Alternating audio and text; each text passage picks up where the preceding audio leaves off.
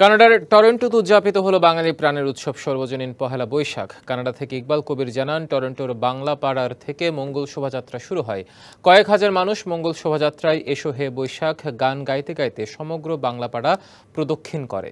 শোভাযাত্রা শেষে ডেন্টোনিয়া পার্কে কণ্ঠশিল্পী ফারহানা শান্তার তত্ত্বাবধানে শতকণ্ঠে এসো হে বৈশাখ গানের মাধ্যমে সাংস্কৃতিক অনুষ্ঠানের সূচনা করা হয়। টরন্টোর স্থানীয় শিল্পীরা গান, নাচ, পুঁথি পরিবেশন করেন।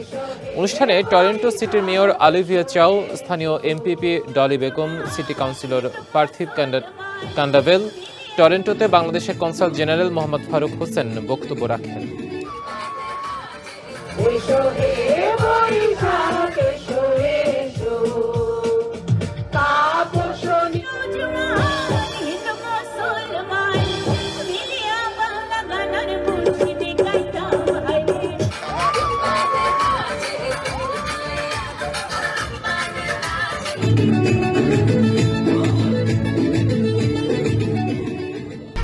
এক, দুই, তিন ঢাকায় জমি জিতে নিন 100% ক্যাশব্যাক সহ 20 কোটি টাকার পুরস্কার।